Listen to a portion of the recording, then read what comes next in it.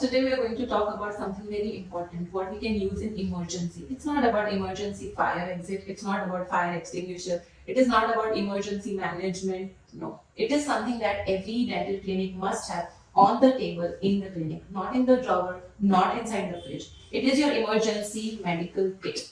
What does it consist of? How did I come to know about it? And why is it important to have it? Let's know in this reel. Before that, share it with your dental friends or your dentist if you think they need to know about this. So let's start. We have a chit in this first. This is very important. It's like the manual. Because if I am not in the clinic, if there is any other dentist or a team coming from outside, they should know what does this have, and it is set in this given order. It is set in black, which I probably got from Miniso or Minigood, I don't know. But it has worked very well. This is like a small table organizer I had got, but I've used it for organizing my emergency kit. Like I said, it should be on the table, inside your clinic, on the table, not in the drawer, not in the fridge.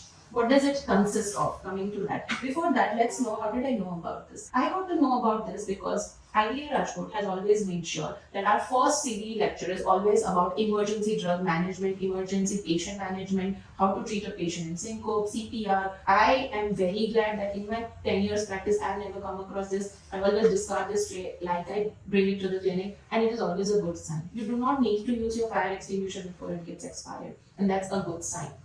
Coming to what's inside it. So there is a list of drugs, probably there are 11 to 12 drugs that you need in your emergency kit. Starting from number 1, nitroglycerin. So there are these ampoules that nitroglycerin have, the uses, advantages and disadvantages. All of the details will be mentioned in the caption below. Then we have Furosemide.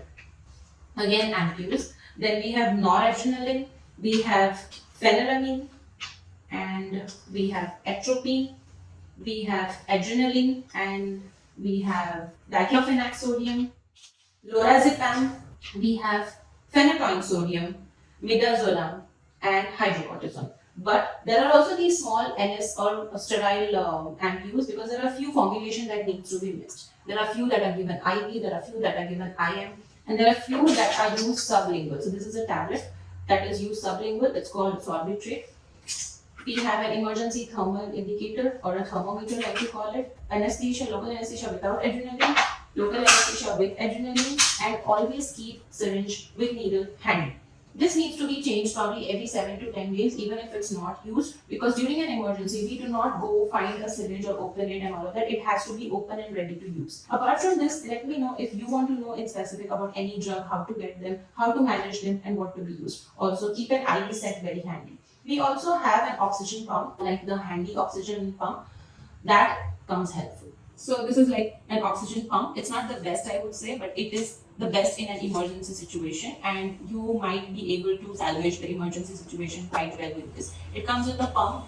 It's a very usable thing. Open it, use it as a pump, hold it as an oxygen mask, and start spraying in regular intervals. All of this, how to use them, you need to get your hands clear with how to give an IM, how to do an IV, because during an emergency, God can show you way, but He cannot come help you down. So find your or refine your clinical skills when it comes to giving an IV, IM, or how to use these emergency drugs.